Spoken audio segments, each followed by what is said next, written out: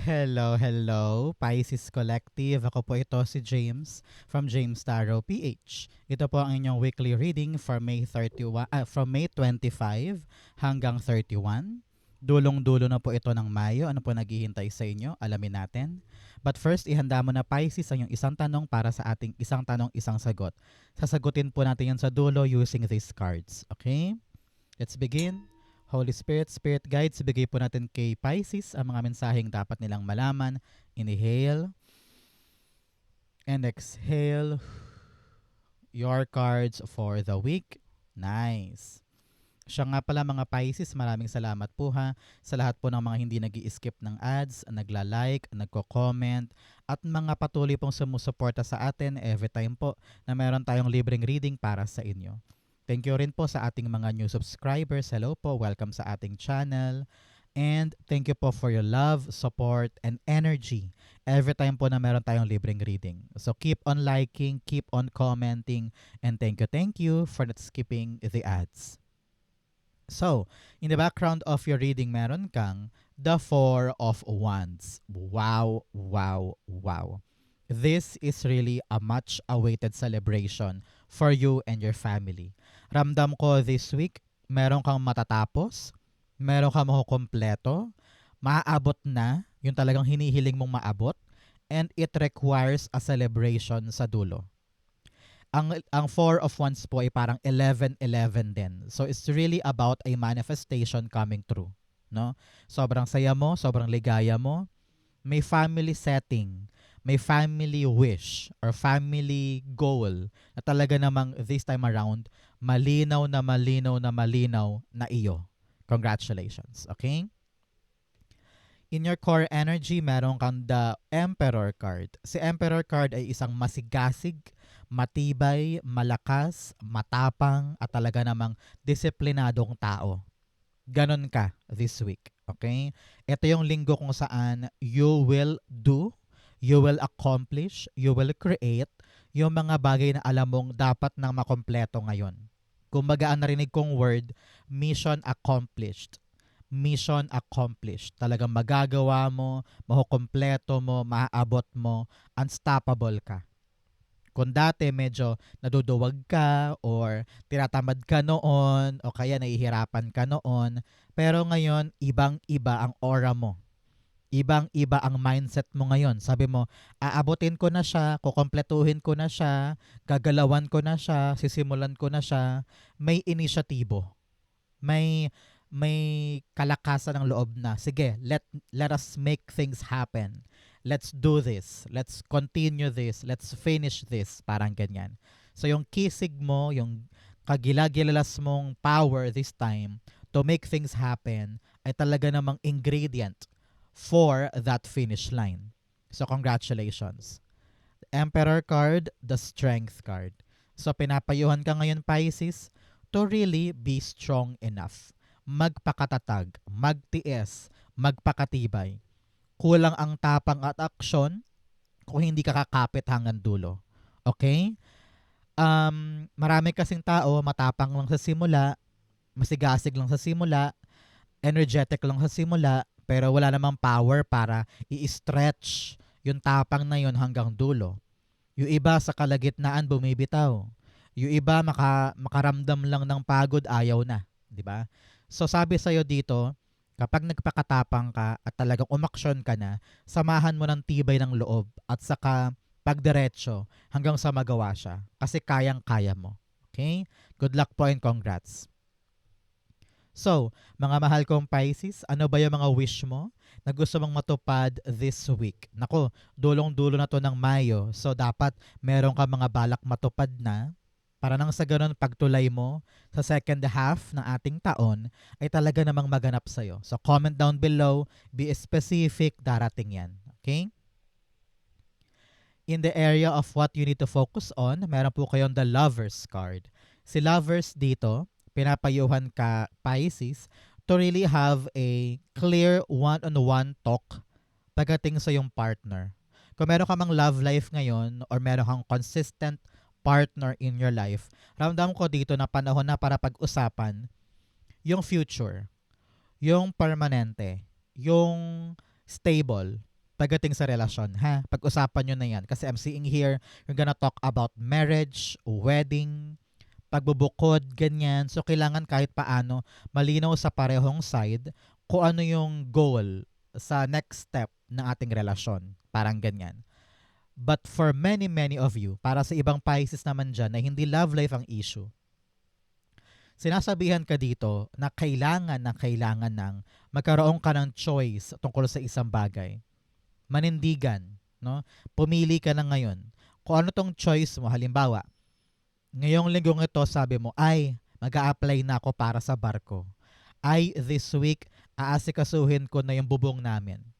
Ay, this week, na-realize kong ipapasa ko na pala yung dokumento. Ay, this week, gusto ko nang mag-audition. So, your choice, your music, parang mix, your choice now should be dapat committed ka dyan. No? Papanindigan mo, kakapitan mo. Kaya importante ngayon, Pisces, malinaw sa isip mo kung ano ba yung choice na dapat mong piliin ngayon. Lover's card, the Magician card. Tinan mo naman. Pagbaba mo, bam, Magician din. So sabi dito, kung ano man tong choice na to, kayang-kaya mo siyang hakbangan. Kayang-kaya mo siyang panghawakan. Yakang-yaka mo to. Huwag kang matakot. Huwag kang mangamba. You have what it takes. You have every ingredient. You have every frequency in your body para ito'y panindigan, para ito'y maganap, para ito'y makuha. Kung nag-manifest ka ng bagong love life ngayon, ay nako, abot kamay yan. Kung nag-manifest ka na sana mag-promote siya, mag-propose siya sa akin, nako, darating to. Whatever you're trying to manifest with your choices, darating yan. Kaya importante, manindigan ka para sa mga gusto mo. Nang sa ganun, mag-align siya at perfectly fit para sa'yo. Okay? So Pisces, taga saan po kayo? Saan parte po kayo ng Pilipinas o buong mundo? Nag-enjoy ng ating reading for today. Comment below po. In the area of what you need, meron po kayong the 6 of Wands. May dalawang 6 ka na dito. Si Lover's card ay number 6 and then 6 din ito. Sabi ng yung spirit guides, this time around, kailangan mo mag-reflect. Mag-reflect ka sa dati mong buhay, sa mga pinagdaanan mo, sa mga past experiences mo, para makita mo kung ano yung dapat mong i-improve ngayon, ano yung dapat mong kapitan pa, ano yung dapat kong bitawan, at ano yung dapat kong pahalagahan ngayon. No? The lessons from the past will help you navigate your life now. 6 of Wands. Alam ko maraming nakatingin sa iyo sa paligid. Kung ano man tong gagawin mo, kung ano man tong project na ito or activity na ito, ramdam mo yung pressure. Ramdam mo na may naghihintay kung ikaw ba'y mananalo o matatalo. Marami ding bibig sa paligid, nagbibigay sa iyo ng maraming opinion. Pero panahon to for you to just focus on yourself para maabot mo na yung goal na gusto mo. Okay? Focus ka lang sa iyong sarili, dire-diretso ka lamang, huwag malilingat, huwag madi-distract. At kapag diniretso mo to with tapang, confidence, and really preparation, maaabot mo yung tagumpay. Okay? 6 of Wands, you have the 9 of Pentacles. Yes? Ngayon, sabi dito ng yung spirit guides, learn to really appreciate what you have while you're doing this effort. Huwag ka masyadong mareklamo, huwag ka masyadong mainip or mairita or ma-frustrate sa yung journey. Minsan, along the way, makukuha mo rin pa isa-isa yung level up stage sa mga bagay na ito. Kaya ang importante na pahalagahan mo yung meron ka kasi mahagamit mo yan para sa pag-unlad mo. Okay? Halimbawa, meron kang balak itayo na karinderya. Pero lahat ng tao sa paligid mo parang, uy, kaya mo ba yan? Magaling ka ba? Pero syempre, ikaw hindi ka naman makikinig, di ba? Sabi mo, kaya ko to, gagawin ko to. And then, while you're building your karinderya, pahalagahan mo yung mga meron ka. Halimbawa, kahit 3 customer lang yan for the day, pahalagahan mo, mag-rejoice ka, matuwa ka kasi may kumakain. Meron kang regular customers. Hindi pa man siya ganun kalaki, hindi pa man siya ganun kayabong, pero at least meron, no? Tuwang-tuwa ka rin sa pwesto mo kasi malapit sa malapit sa school, malapit sa palengke. Tapos meron ka mga tapat na empleyado, mga ganyan. So, whatever you have now, while reaching for your success, i-enjoy mo yan. Kasi parte yan ng swerte na binibigay sa'yo kada araw. Okay? In the area of what's affecting your current energy, meron kang the Magician card. Sabi dito, meron ka kasing minanifest sa langit. Sabi mo, God, ibigay mo sa akin. God, akin ba to? Kung akin po to, tulungan mo ko para maitulay siya. Ngayon, tumatapang ka na kasi ramdam mo eh. Ramdam mo na ready ka na. Ramdam mo na kaya ko na to. Ramdam mo na meron akong sapat na tibay at lakas para itulay itong gagawin na ito. Kapag po lumalabas si Magician card, this is a big indication na dapat ng kumilos ngayon. Meron ka ng tamang ingredients, tamang motibasyon, tamang eksperyensya, at lahat ng kailangan mo feeling ng iyong spirit guides nasa iyo na. Ang kailangan lang ngayon humakbang, panimula, no? Unang hakbang, talagang magbubukas sa iyo ng pintuan, kaya importante maging matapang at matibay ka kasi kayang-kaya mo na. Okay? Magician, you have the Hierophant. Hierophant, may basbas po ang inyong gagawin ngayon. Kaya importante, lawakan mong isip mo, lawakan mong wisdom mo, hindi pwedeng nakatutok ka lamang sa isang maliit na microscope, no? If you need to study more, do it. If you need na magkaroon ng mentor, guidance, or agapay mula sa isang tao, kunin mo yan because this person will enlighten you sa tamang daan, sa tamang aksyon, sa tamang direksyon. Kaya kung meron kang gagawin ngayon na bago, maghanap ka ng taong expert dyan para tulungan ka. Example, this week sabi mo, ay, mag-a-apply na ako sa Canada kasi parang nangyari na yung minanifest ko. May nagbukas para sa isang agency papuntang Canada. So tatapangan mo na ang sarili mo ngayon, pupunta ka doon, and then you will try everything that you can para magpakatatag na ma-accomplish siya. So maghahanap ka ngayon ng isang tao na makatulong sa'yo para lakarin yon. Example, meron kang kaibigan sa kabilang kanto na nakapag-abroad na dati. So parang sabi mo, uy friend, tulungan mo ko ano bang requirement? Ano ba yung dapat kong gawin sa agency? Ganyan. So this expert will help you para tumulay sa manifestation mo. Parang ganyan. Okay? In the area of your near future, meron kang the Strength card. Dalawang beses lumabas ang Strength card, 8-8 ito. Really, you have the power, you have the abundance, and you have the strength para magawa yung mga bagay-bagay. Heto ka in the near future, ang tabayanan mo, 8 weeks or 8 months after watching this video, talagang nagawa mo, na-accomplish mo. Akala mo mahirap yung problema, akala mo napaka-gulo or struggling nung papasukin mo, pero na-realize mo, ay, kaya ko pala to. Tinan mo siya. Hawak-hawak niya sa bibig yung lion. Pero yung lion, hindi nagagalit, hindi siya kinakagat. Ibig sabihin, yung gentle approach mo sa isang problema ang naging dahilan para ma-solve siya. Kung dati takot ka, no? Pero hindi na-realize mong, kaya ko to, magagawa ko to, ma-accomplish ko to, mapapaamo ko yung problema ko, and I will find the right solution. At iyon ang magagawa mo. Dahil matibay ka, matatag ka, makakalagpas ka sa problema mo ngayon. Congratulations. Strength card, you have, dalawa kunin natin, the 9 of Wands and the 2 of Pentacles. Hindi ka sumuko. Talagang sabi mo, ibibigay ko ang lahat ko dito. Hindi ko to tatantanan. Sabi nga ng ating late Mike Enriquez, rest in peace. Sabi niya, talagang wag mong tatantanan. Kumapit ka dyan. Kapag nag-fail, try ulit, no?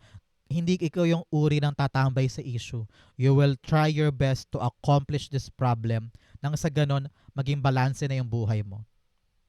You are making an active choice. Sabi mo, palagi ko tong pipiliin, palagi ko tong sasamahan, palagi ko tong pagsusumikapan.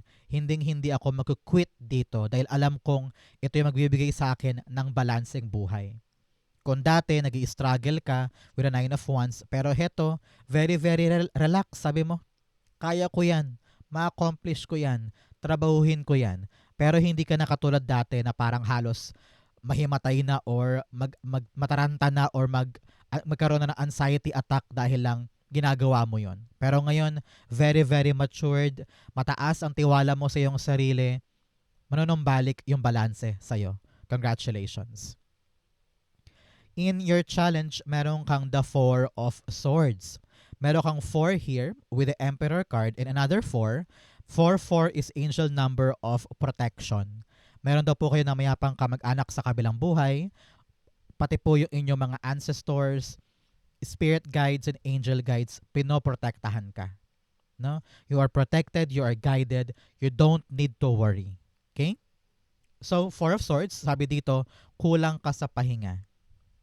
Kulang ka sa tulog, kulang ka sa time for yourself. This week, pinapayuhan ka na kunin yung day off mo. Yang mga weekends, Sabado, Linggo, ipahinga mo yan. No? Hindi katamaran ang pagpapahinga. Kailangan niya ng katawan mo para kada araw makalaban ka nang sa ganun maabot mo na yung milestone mo. Ito pala yung 4 din, 444. So, really, you are protected, you are guided, and you are really being shown to the right path patungo sa milestone na ito. Some of you, pinapayuhan din Pisces na patuloy na manalig.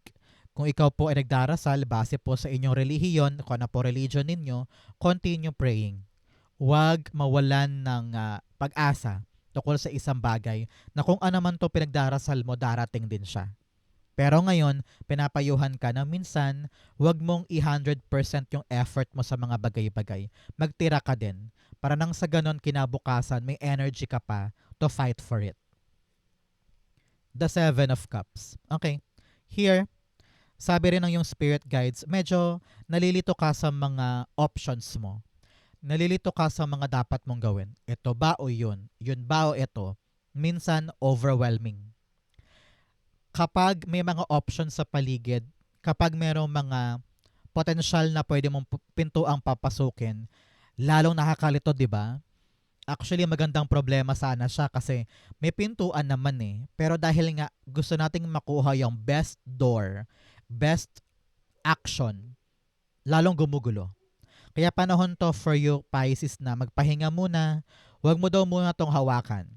Narinig ko dito kapag nagkaroon ka muna ng gap, bumitaw ka muna panandalian, doon liliwanag ang isip mo patungkol sa mga kalituhan na ito. Okay?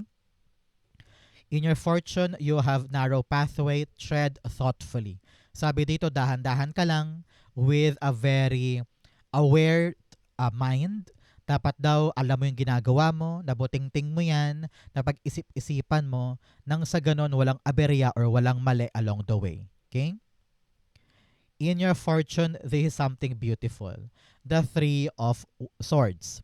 Sabi dito, ito na yung panahon para maghilom ka sa lahat ng pain, suffering, rejections, disappointment, or heartbreak na naranasan mo in the past.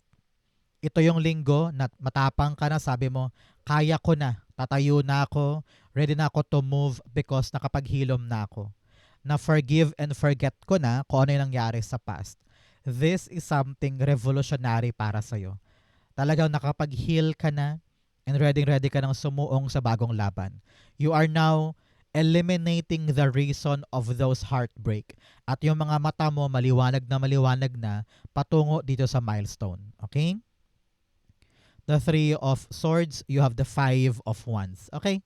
Kung ano man daw yung mga naging rason ng away, conflict, politika sa trabaho, pagtraidor sa'yo, mga chismis, mga maling akusasyon, mga away-away na mababaw naman, o kaya mga malalim na away na parang akala mo hindi mo kayang lagpasan.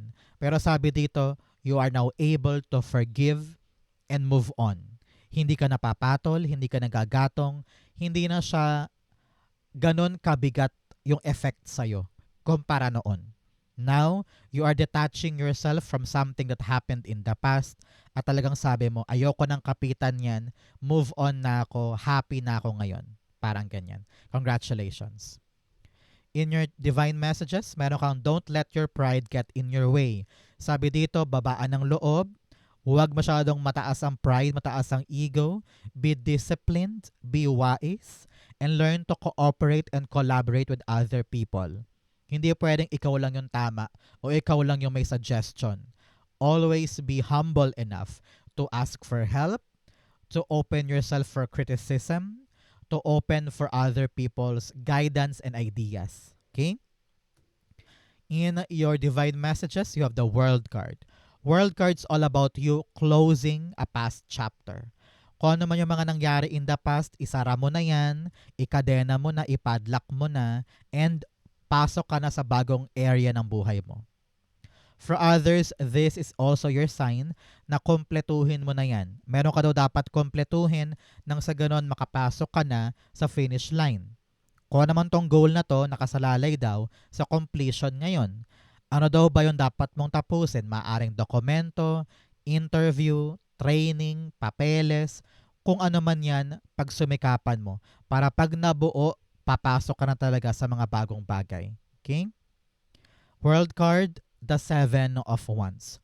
Sabi dito ng iyong spirit guides, kung ano man tong balak mong kompletuhin, balak mo ipanalo, balak mong matapos, ipaglaban mo yan. Paprangkahin kita. Maraming obstacle along the way. Marami kang dapat patunayan, marami kang dapat malagpasan, marami kang dapat na maipanalo. And people around you will question you, will doubt you, will try to stop you from doing this. Ang kailangan mo ngayon, manindigan. No? Fight, fight, fight for something na alam mong kaya mong ipanalo at kaya mong ma-accomplish. Yung laban mo ngayon ang magdedetermine kung paano mo ito makukuha. Okay? Kaya kung mahina ka dyan, takot ka dyan, paano mo siya makukompleto? Paano mo siya maaabot? You really need to be strong and be a fighter. Yung outcome mo yan, bigyan mo na kita ng fortune cards. You have May. O ngayong buwan na to, nako, hindi pa tapos ang Mayo. Meron kang aasahan ng magandang balita, magandang milestone, or kaliwanagan, or pagtawid sa isang talagang bagay na labis-labis mong ikaka-celebrate. Congratulations. You also have butterfly, a change for the better. Darating na po yung pagbabago na talagang inaasahan mo. Kaya ngayon, gear up, yakang-yaka mo to. Papasok ka na sa new era ng buhay mo. You also have bread, a period of prosperity and abundance. Ito daw po yung panahon kung saan sagana ang buhay. May pagkain sa mesa, may pambili, may pambayad. Congratulations. You have shield, you need to defend yourself. Sabi ko nga sa inyo, kailangan mong ilaban na yung sarili. Kailangan mong protektahan ang sarili mo. You really need to fight nang sa ganun makuha mo yung accomplishment na gusto mo. Okay? Ang outcome ni Pisces for May 25 to 31, you have the Hierophant. Wow, talagang may basbas. If you're waiting for the approval, if you're waiting for the yes answer, this is your sign. Makukuha mo yung matamis na oo, yung approval sa loan, approval for a new job, yes ng kliyente, yes ng judge, kung meron kang humaharap sa mga legal cases dyan, talaga namang pabor sa'yo, yung isang bagay na matagal mo nang nilalakad. This is all about you getting what you want. Congratulations. Sabi ko nga kanina, parang meron ding kasal, merong proposal sa isang merong love life dyan. This is your sign na mauuwi sa isang magandang kasal yung iyong relasyon. Congratulations. A very, very big commitment is happening now. Hierophant, the star card. Okay? Ngayon, sabi dito, talaga namang may basbas ka tungkol sa pangarap mo. Abot kamay na siya. You've been doing everything that you can para maabot ito. And this person ang susi doon. Yung kanyang sagot sa'yo, ang katuparan nito. So congratulations. Paparating na, makukuha na yung approval, masusungkit na yung minimithi. Congratulations po. So Pisces, dumako na tayo sa yung isang tanong, isang sagot. Close your eyes. And concentrate on this one question. Inhale. Oops. Exhale. Tumilapon. Kunin natin. You have the Hierophant. Okay. And then you have the Four of Swords and nakabaliktad na Two of Swords. Okay? At the bottom, meron kang the Strength card. Strength card, pinapayuhan ka rito, Pisces, na maging matapang na. Tumayo ka na dyan, be strong, be brave, kaya mo yung question mo. Here, nakabaliktad si Two of Swords, ibig sabihin, hindi ka pa makapag-decide. Takot ka pang humakbang or takot ka pang mamili. You are overprotecting yourself. Kaya nang sa ganon, hindi ka makaaba-abante. Sabi dito, palawakin mo muna isip mo ngayon. Marami ka pang dapat maintindihan, marami ka pang dapat na gawin. Importante ang pahinga para sa'yo. Pahinga para makapag-isip, pahinga para lumiwanag ang mindset mo, pahinga para hindi ka madala ng pressure at hindi ka makagawa ng mga maling desisyon. Sabi dito, take this time to reflect, take this time to see kung ano ba talaga yung dapat ko ng pagdesisyonan at kung ano yung dapat kong ikatapang ngayon. Pinapayuhan ka rito, huwag ka magmamadali, pero kailangan mo na talagang mag-isip. No? Here, sabi ng yung spirit guides, why are you so much protecting your heart? Sa sobrang pagprotekta mo sa iyong sarili, lalo ka nai-stuck sa isang limitadong mundo. Panahon na sana para sa iyo para mag-level up, umangat, umakyat para sa katuparan ng mga pangarap mo. Pero ang humaharang sa iyo ay yung takot na baka madurog ang puso. Yung takot na mag-decide kasi baka magkamali. Baka ayokong kumawala sa aking comfort zone. Ayokong kumawala sa nakasanayan ko na. Kaya parang paandap-andap. This is you being urged to make a choice, maging matapang, kumawala sa comfort zone at umakyat na sa next level ng life. This is all about you. Ang kalaban mo dito, ikaw. No? So Pisces, ko ang tanong mo yes or no, the answer for now is maybe. Kayang-kaya mo sana siya, pero ikaw ang determining factor kung mangyayari ba talaga siya. Maybe hindi kung maduduwag ka. Maybe yes kung tatapangan mo ngayon. Parang ganyan. Okay? Sana maliwanag sa iyo yan. So Pisces, ito po ang inyong isang tanong, isang sagot. Ganon din po ang inyong May 25 to 31. Sa po kayo nakaresonate, comment below. Babasahin ko po yan. Thank you Holy Spirit, Spirit Guides for the clarity and messages na dapat malaman ng mga Pisces this week. Thank you po for watching hanggang dulo. I love you. This has been James for James Tarot PH. God bless everybody.